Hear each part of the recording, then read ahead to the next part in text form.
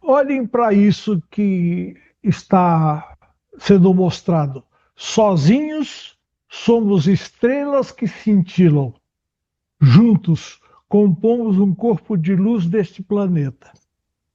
Juntos compomos o corpo de luz desse planeta. Então, quando nós estamos juntos, com certeza ficamos muito mais fortes. Nesses pensamentos, nesses conhecimentos que serão divulgados, aparecem algumas expressões que elas devem ser refletidas depois na sala, se for o caso. Liberdade de escolha. O que significa para você liberdade de escolha? Uma coisa que te faz sentido. Quando é que algo te faz sentido? Como você gosta de crescer? O mundo tem alguma coisa que você poderia chamar de mal do mundo? Uma coisa que não faz bem para esse planeta? O que faz diferença? Normalmente a gente, quando fala em faz diferença para melhor. Então, dentro desses conhecimentos, é, é importante que você se lembre disso. Quem sobrevive às crises? Quando que a gente consegue sobreviver determinadas crises? A liberdade é quando o homem escolhe fazer o que não quer. Esse pensamento é de Kant. A liberdade é quando o ser humano escolhe fazer o que não quer. Ah, ok. O que o Kant expressava aqui, tá, é que você é livre quando você pode decidir fazer aquilo que tu não gostaria de fazer. Diz que o homem aí não tem a liberdade de si mesmo, dos seus desejos e suas vontades. Esse é, para ele era a concepção do homem realmente liberto, aquele que está livre daquilo que ele quer. E ele consegue, então, ultrapassar esse desejo. Para Zilma, o que eu preparei aqui? Olha o que diz isso. A vida não passa de um jogo em que todas as respostas existem.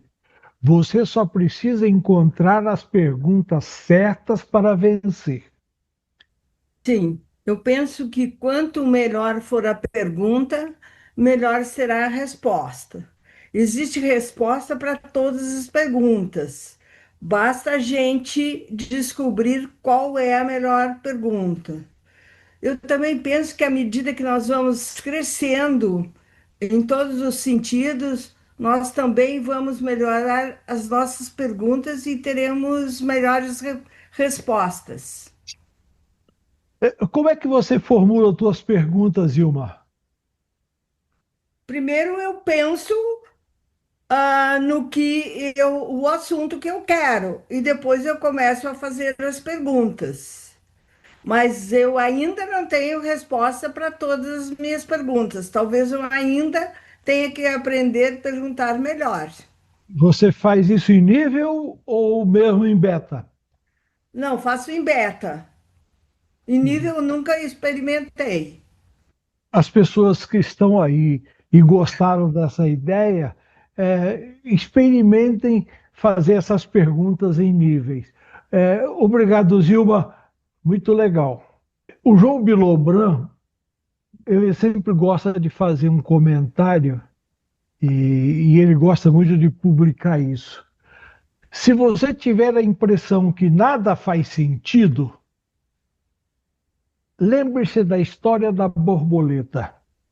Quando você pensa na história da borboleta, o que se passa em sua cabeça? Mas para mim, quando eu quero pensar sobre a vida, eu penso sobre a borboleta, porque você consegue fazer uma projeção para a nossa vida.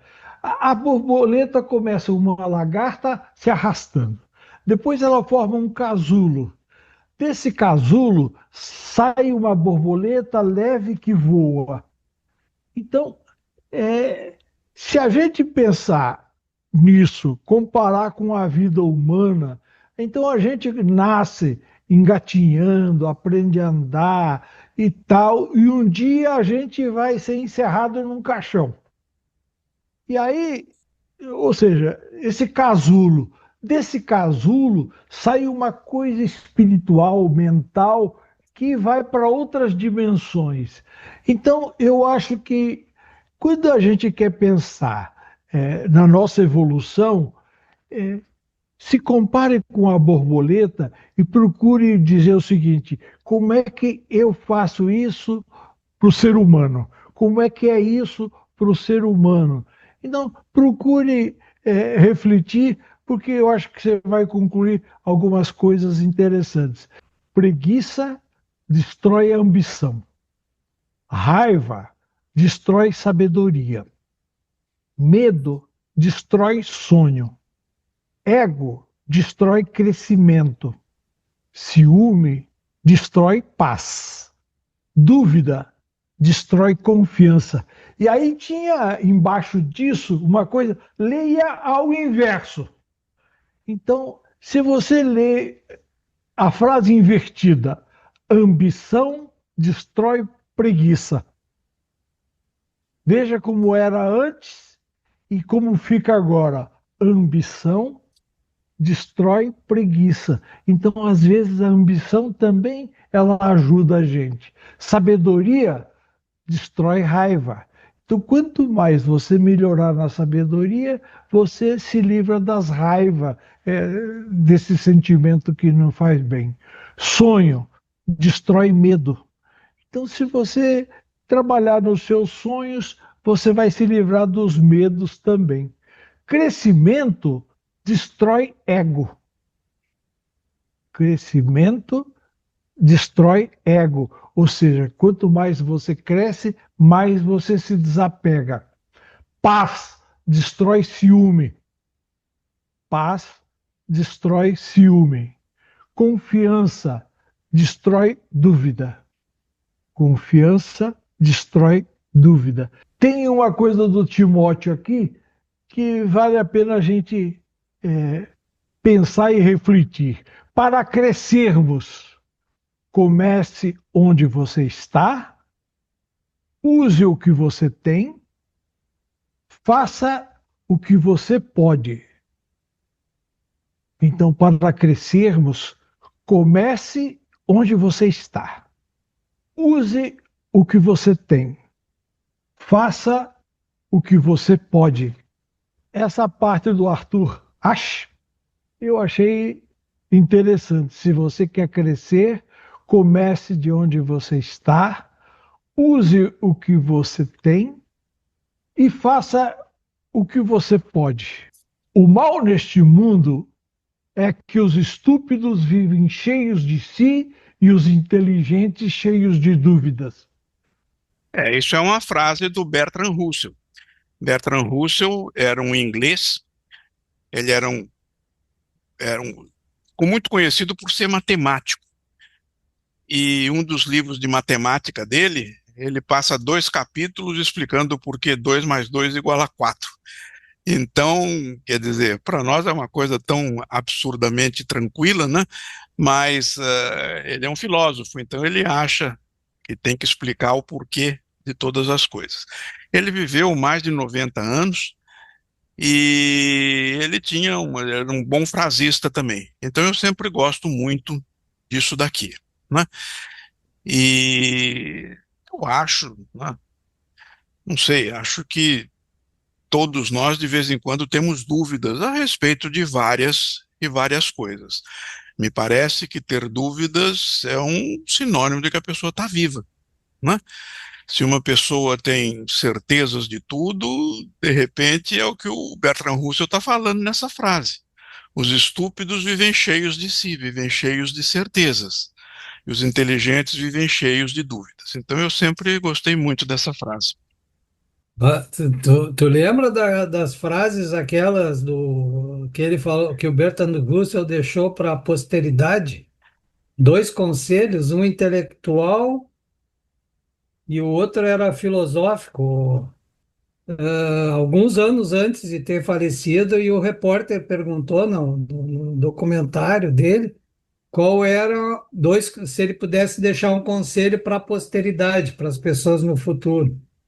E aí, quando estiver estudando qualquer assunto, considerar qualquer filosofia, qualquer coisa, consideres apenas os fatos, a verdade, o que os fatos revelam, né? Não se deixar atrair por preconceitos ou ideias desse gênero.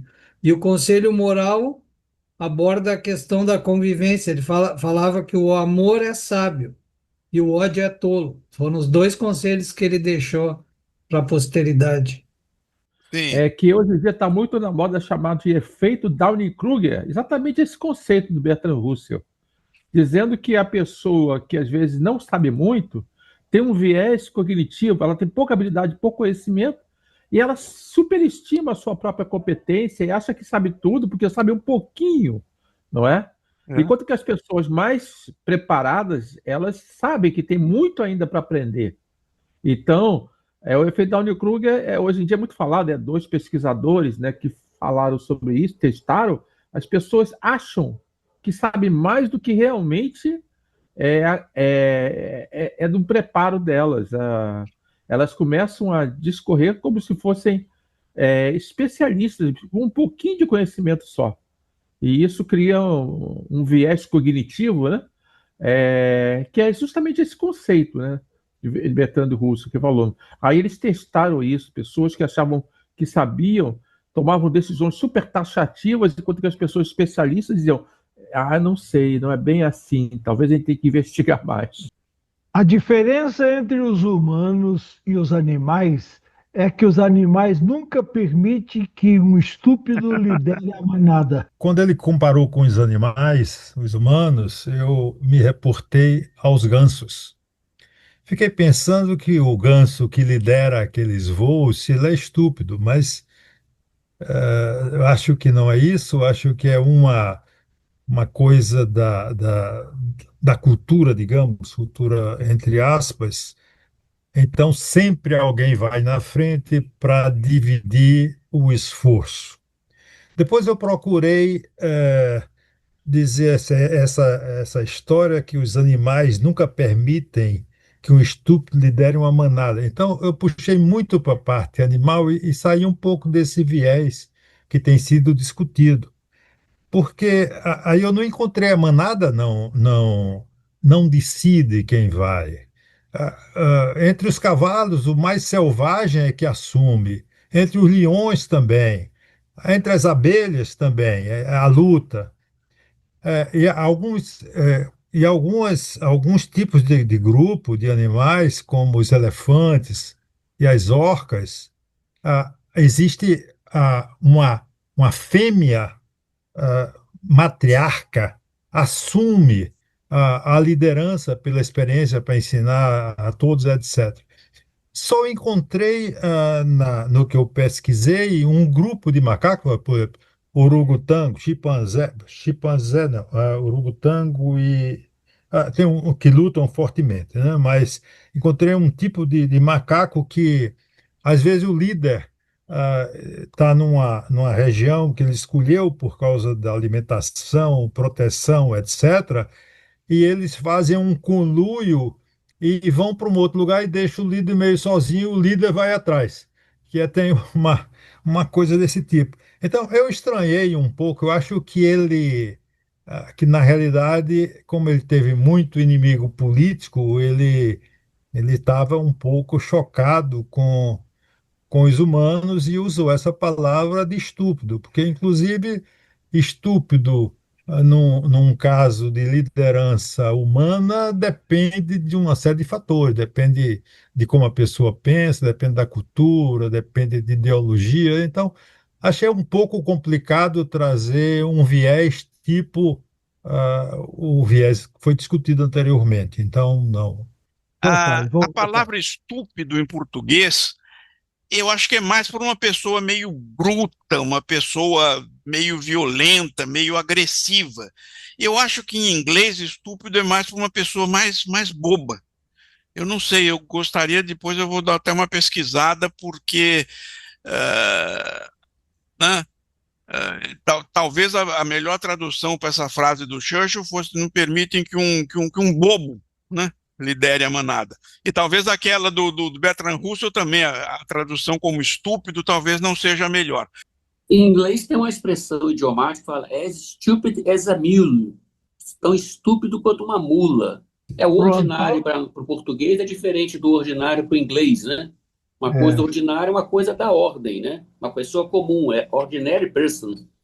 E para nós, no português, inclusive de Portugal, sujeito é ordinário, ou seja, é falso, malandro, pilantra. Né?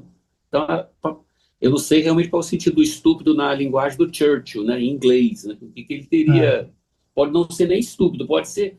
Normalmente deve ser um incompetente, o burro, o incompetente. O cara incompetente, talvez. Porque o lobo, Obrigado, a manada não vai ser direcionada para um lobo cego, por exemplo, para um lobo manco. Tem que ser um lobo que possa manejar, entendeu? Só os humanos é que permitem que pessoas descapacitadas assumam cargos principais. O mais forte que sobrevive, nem o mais inteligente, mas o que melhor se adapta às mudanças. Esse é o cerne, é a essência do conceito de Darwin, né? Da evolução darwinista, que até hoje muita gente ainda segue. A antiga ideia, que a gente chama de ideia lamarquista, de que o uso faz o órgão. A gente acha que a girafa tem pescoço grande porque ela ficou puxando o pescoço durante gerações para tentar pegar os frutinhos lá de cima. Esse é o conceito antigo da evolução, chamado lamarquismo. E, na verdade, não é assim, é justamente isso. Aquelas girafas que nasceram com o pescoço um pouco maior conseguiam se alimentar melhor. Como se alimentavam melhor, elas tiveram mais filhos, elas cresceram mais, elas evoluíram de maneira mais fácil. Elas se adaptaram ao fato de que havia muitas, talvez, animais tentando pegar os frutos nas posições baixas, mas só eles conseguiam, as que tinham girafa pescoço maior, eles conseguiam chegar no lugar mais alto, nas árvores mais altas. E isso é interessante porque, na essência, diz o seguinte: a sobrevivência é de quem é mais flexível. Para o ser humano, para o indivíduo humano, ser flexível não é ser o mais forte, atacar tudo, lutar contra tudo, nem ser o mais esperto, e sim se adaptar à situação, não é? Se adaptar ao presente e fazer o melhor com o que se tem. É uma questão até que tem a ver com o estoicismo. Fazer o melhor com o que se tem é se adaptar, ser flexível nas mudanças. Eu gosto muito desse conceito, tanto do seu ponto de vista científico, do seu ponto de vista filosófico. Se adaptar às mudanças é ser estoico, é ser flexível, é usar o melhor da sua inteligência, mas saber que não é tudo você vai resolver de maneira inteligente, e sim aquilo que a sociedade, aquilo que a humanidade precisa. Até para empresários, né? Às vezes você tem um produto extremamente genial e a sua empresa não tem sucesso. Por quê? Porque não é o melhor produto, às vezes, que vende, mas sim aquele que consegue alcançar melhor o cliente e transmite melhor a comunicação. Isso funciona em negócios, funciona na vida pessoal, funciona em todas as áreas da vida. Eu gosto muito desse conceito. É interessante porque muita gente cita a teoria de Darwin, é o seguinte: é o mais forte que sobrevive. Muita gente, né, fala isso. Quem sobrevive é o mais forte. Então, quer dizer, essa frase tirada do Darwin mesmo, ela, quer dizer, não é o mais forte que sobrevive, né? Você faz muita diferença simplesmente porque você é você. Ninguém é igual a você, a gente sabe disso. Mas é importante que você olhe cada coisa dessa como você faria. Quer algo melhor que isso? Nós amamos você, por isso queremos ajudar você. Participe. Então, se você quer me ver trazer assuntos novos aqui, me mande a sua contribuição no particular. Quando eu tiver 4 ou 5, mais ou menos como aconteceu hoje, eu organizo os slides e peço a participação.